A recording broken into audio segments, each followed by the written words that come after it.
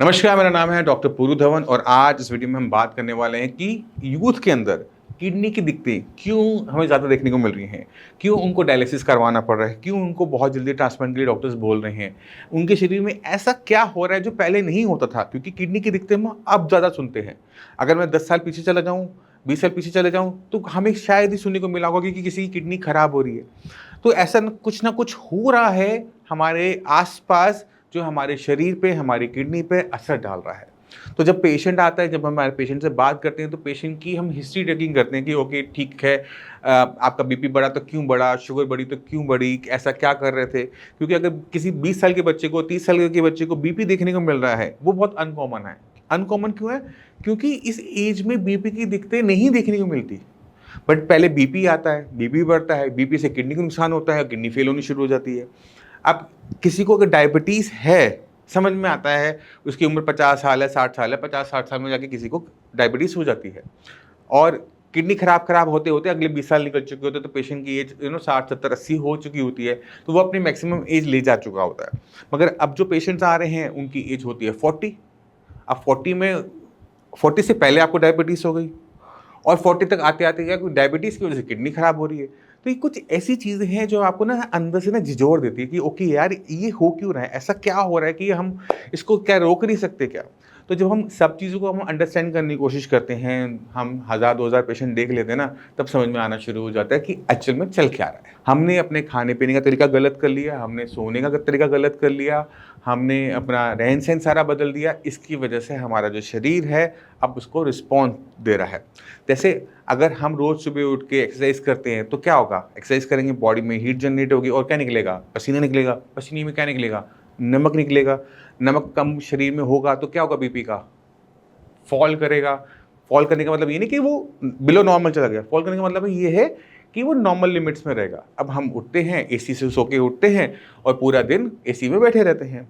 Sweating बहुत ज़्यादा होती नहीं है और इसका रिस्पॉन्स हमें क्या देखने को मिलता है कि बॉडी में जो टॉक्सिक वेस्ट मटेरियल है वो एक्यूमुलेट हो रहा होता है।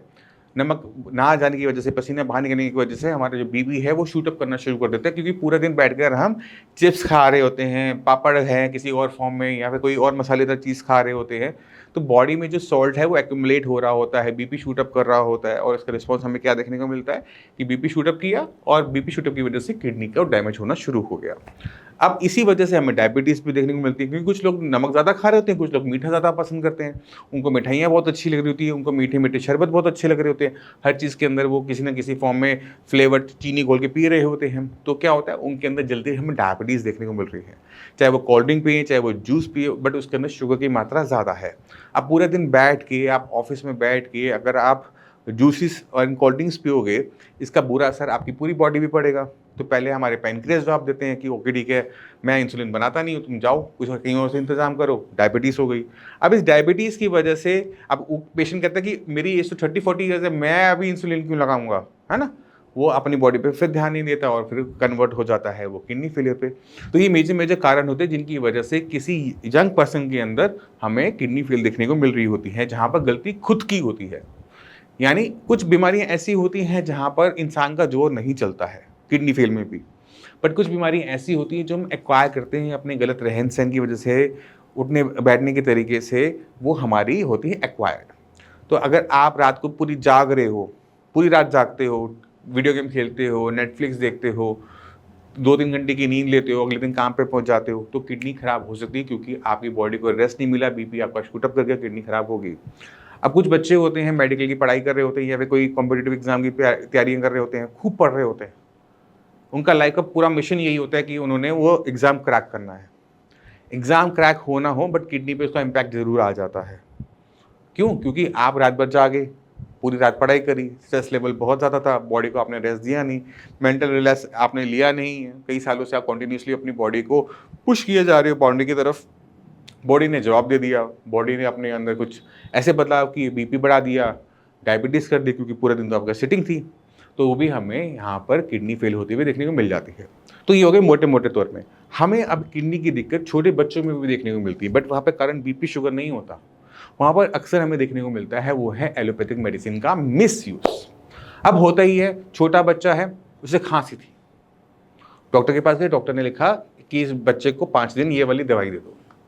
5 दिन दवाई ली, खांसी ठीक हो गई, डॉक्टर ने फीस ली 1000 रुपये। अगली बार जब खांसी होती है ना, तो मम्मी डॉक्टर के पास नहीं जाती। वो 1000 रुपये बचाने के चक्कर में कि 1000 रुपये लेके डॉक्टर ने 50 रुपये की दवाई लिखी, वो क्या कहती है, वो 50 रुपये की दवाई उस बच्चे को दोबारा से दे देती है। बट वो ये भूल जाती है कि ये खांसी पिछले हफ्ते भी थी, 4-5 दिन में ठीक हुई हैं, फिर से हो गई है, वही दवाई दोबारा से चला देती हैं। तो कुछ दवाइयाँ ऐसी हैं जो हमारी किडनी को ख़राब करती हैं, और वो उनमें कफ सिरप भी होते हैं। तो अगर हम कफ सिरप का यूज़ ज़्यादा करते हैं छोटे बच्चों में, तो उसका इम्पैक्ट हमें देखने को मिलता है। दुर्भाग्यपूर्ण हमने अभी रिसेंटली भी केसेस देखे जहाँ पर कफ सिरप की वजह से बहुत बच्चों की डेथ भी हुई। तो हम छोटे बच्चों में जो किडनी फेल होते हैं उसके पीछे कारण अक्सर मेडिसिन देखते हैं, और अक्सर वो मेडिसिन्स आपके पेन किलर्स, एंटीबायोटिक्स, कफ सिरप्स ये ज़्यादा देखने को मिलते हैं।